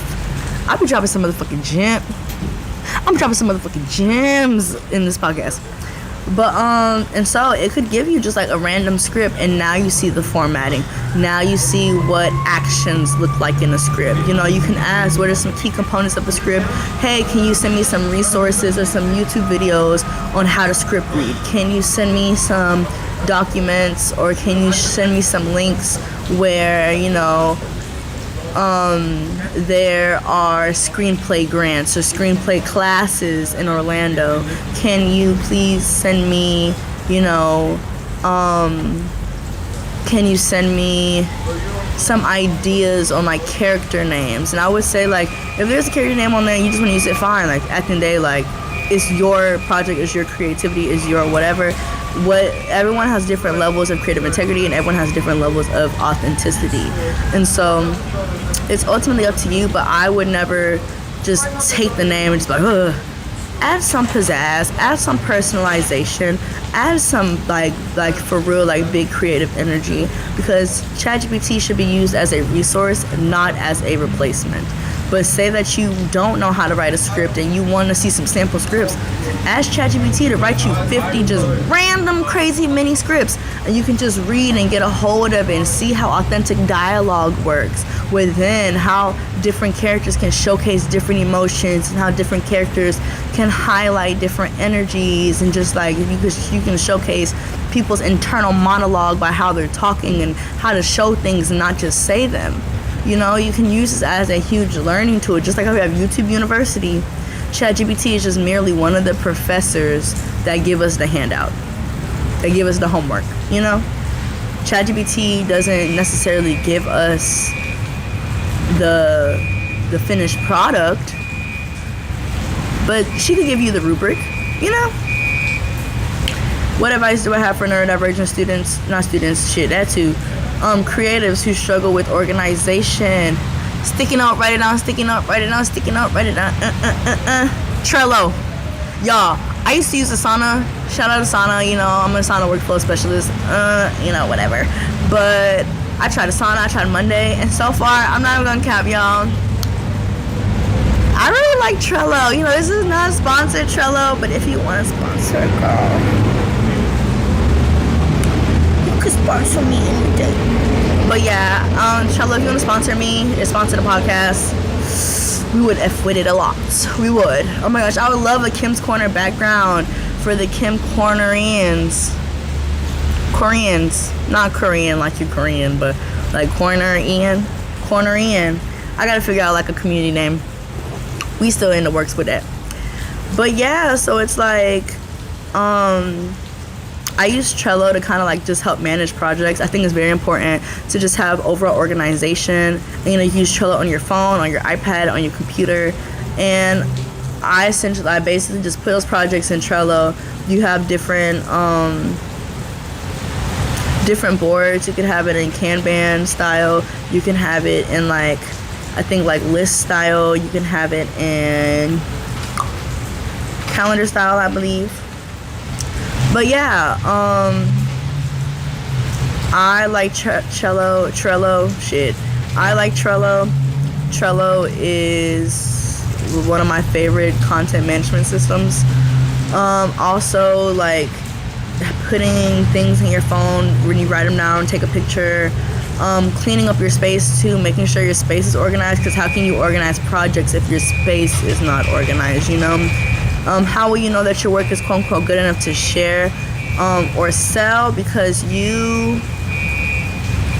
I would say, because you are fulfilled with it and you like it and you tried your best. If you are still having those imposter syndrome moments of I don't think it's good enough, I don't think it's ready, I don't think it's good enough, I don't think it's ready, I would say share it with 2 to 3 trusted individuals and get their feedback. You know, ask them like, do you think this is ready for me to put out or sell? And then if someone else gotta say, if someone says no, see how you feel about it, because you know you're not gonna shape your product or your creativity or your project over one person's feedback. See if you agree, see if you disagree, and then maybe even ask someone else without bringing up that topic or bringing up that comment that someone said, you know. And then after that, I would say really just seeing how you feel about it, because you know you can always upgrade it. I'm gonna upgrade. You can always upgrade. You can always upgrade a product. You always upgrade a project. You know, I like, for example, I stressed about Kim's Corner logo, because at first I didn't know it was gonna be the can, because the can literally, y'all, the can is literally a Celsius cup. And low-key, I'm gonna keep it. It's wet and stuff, but I'm gonna keep it. This is literally a Celsius cup. I think this is the sparkling Oasis vibe. I don't even really be drinking that one. I'm pretty sure that's just all they had at the Circle K near my old house, that I put a piece of copy paper on and wrote "Just Show Up." And it's not even the original "Just Show Up," because I just ain't like how I wrote it on this one. And like, you see the can is kind of dirty and rusty on the inside, and like whenever I needed to stay still because it'd be like flopping, I'll shove a railroad spike in it. That's some hoodoo shit now, but I'll shove a railroad spike in it just to hold it up. I'm such a hoodoo ass girl, such a hoodoo lady. I'm a hoodoo lady, Miss Lady. I'm a hoodoo lady. But yeah, I'm a hoodoo lady. I'm for real ass woo woman. And roots woman. Let me stop playing before I scare y'all. Wrong target audience. Unless. Let me stop playing. But yeah, and so, you know, what was I answering? Oh yeah, struggling with organization. I would say, you know, oh yeah, I remember. Hey, so I didn't know if that was gonna be the logo, and so I went through so many logos, and then I literally just picked whatever logo I liked the best out of the ones that I had already did, and that one just won, and I never looked back. Literally never looked back, because at any point in time I can change it, I can upgrade it. It's out, it's getting started somewhere, and you know, when I saw it, I was like, yeah, this is probably it. Because at first it was literally just a random thing, because like when I was gonna originally in the cover art I was gonna put the Celsius can, but I was like, a bitch ain't even sponsored. The fuck I look like my whole podcast having Celsius can in it. No shade, Celsius, like, you know, you good drink. I look at be drinking Red Bull too, and I'll fuck up a matcha. Child. Let that be an option. I'm fucking up a matcha. But yeah, and so that's how the logo came to be. And it's like, you know, I almost like, oh my god, I gotta do it. But I gave myself a deadline, and I told myself, you know, just show up. It doesn't have to be perfect, you just need to be present. And so I chose that, and I'm very happy with my choice. And so I decided to change it, if I decide to change it or upgrade the logo or anything like that. And it's like, even with this is literally the original, like, just show up can. And so yeah, like you can see it's wet outside. Y'all, it's raining. Like, I don't know if y'all hear it, but like, it's raining. Like, look at my cup. It was not like this at the very beginning. But anyways, it's like, this is literally the original, like, just show up can. And, you know, it came to be because I got out of my head. And I decided to just show up. And this all correlates with the whole, like, struggling with organization, because I know that there's a correlation between feeling disorganized and then not feeling good enough because you think that you can put out better work, and you can't, you know, situations just be situated, and like we will never know. You will never know until you do. And at that point, it's still subjective. At the end of the day, it's better. Is it really better, or are you just more fulfilled? You know. But at that point, it's like, you know, when it comes to organizing and stuff like that, you know, like, is your computer cleaned out? Is your phone, when was the last time you cleaned your phone now? Have you done a social media cleanse? Have you cleaned your environment? You know, like, have you started, like, your own ritual of, like, things that you do before you do things like create, or before you do whatever? Like, you know, before I come anywhere I do my podcast, I always get me, like, a drink, give me, like, either, like, a snack or something, and then I pack very specific bags. So I have different bags every single day, but they all circulate within, like, the same floor. But I pack each bag in a very specific way, and then I leave the house. And I don't know, Oh wait, I think I answered wrong. I didn't answer the wrong question, but I think I followed up with the wrong question. But like, how do you know it's good enough to sell? That's how you know good enough. But you know, y'all felt the vibes. Like y'all get it. Like y'all get it. And the last question is, what are the best ways to find collaboration opportunities with other creatives? I would say social media. Really utilize that. Making it clear that you want to collaborate with people. Also collaborating with vetted people. Collaborating through people through like long distance, you know, like different communities, whether they're online communities or like, you know, third spaces, or if they're in-person community third spaces. I think it's really important that you just find communities of people that are interested in things that you're doing, because it's like, say you have a sewing club or something like that. I would also recommend Meetup. Meetup is an app where you can find events and like-minded communities literally in your community, in your city, and in your environment. And so, for example, with Meetup, let's say that there's like a sewing thing. You can find like, okay, maybe there's only like 5 people going or something, but it's like those are 5 people who are interested in sewing enough to download an app, join this community, and show up to this event. That's 5 potential collaborations right there. And I don't want y'all finding collaborations or meeting people under the guise of, that's an opportunity, I could get into the right room, I can do that, because that's opportunist, that's fake as hell, and that's not fostering genuine relationship. At that point, you're being a user. You're being a people pleaser. You're being fake as fuck. We don't do that. That's not creative integrity. And that shows that you don't have any creative integrity. And also, like, that kind of shows, like, you just fake ass bitch. Like, that's just real. Like, that's fake. To be friends with people for the sake of community, not for the sake of community, that's real as fuck. To be friends with people for the sake of opportunity, that's not an okay thing to do. So when you go into these spaces, make sure you are focused on fostering genuine collaboration, genuine community, and genuine relationships. The collaborations will come and go, but having a community of support, you know, who, like, you know, I'm not saying like put this weight on them, because at the end of the day, like, these are still people. But it's like, say you're making a pattern, like a dress pattern or a skirt pattern or something like that, and you just feel like your shit is just not popping. That's the community where you could send your stuff in and get either constructive criticism, get encouragement, get upliftment, you know, bond, learn from each other, grow from each other, and foster genuine relationships. And I don't mean relationships like, I mean relationships as in like genuine friendships. We want to put the community, the unity back in community. We want to establish safe spaces. We can't do that when we're searching for solely opportunities. The opportunities will come as your creative integrity is. The opportunities will come while your creative integrity grows. The opportunities will come the more you get comfortable in your space.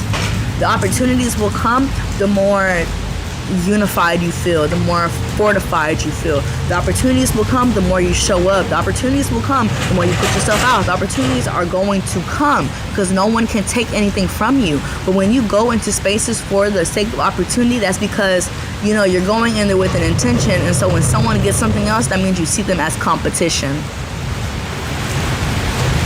Being friends with people or making connections for the sake of just solely opportunity, and this might be like, oh, it's not just opportunity, like we are friends, like, but it's like, if opportunity is your first thing, it just kind of gives that you weren't capable of getting this opportunity without being fake as fuck and ass kissing. And that's just me being very transparent, because that goes under the realm of exploitation, that goes under the realm of betrayal. You're literally faking your personality, or faking this, or faking whatever for the sake of opportunity, for the sake of your personal development. That's not only selfish, but that's exploitation. You're exploiting that person. And so I feel like the best ways to find collaboration and collaboration opportunities with other creatives is to foster genuine relationships. Y'all been talking, I ain't got no water. But foster genuine relationships. Look for genuine connections. You know, when I say connections, I'm not just meaning LinkedIn, Bookie Bear. I mean actual, like, people. Be a fucking person. Meet people. Meet people online. Join Reddit. Join Discord communities. Join people or follow people who have similar interests as you. Join people's broadcasts. Join, you know, even if you ain't got none, start some. Damn. You know, allow yourself the space for not only yourself but for others to have creative safety, because when you do things under the guise of opportunity, you're infringing on creative safety, because you're allowing someone to feel safe, feel vulnerable, feel XYZ and this, that, and the third, while you're literally using them. You're using them.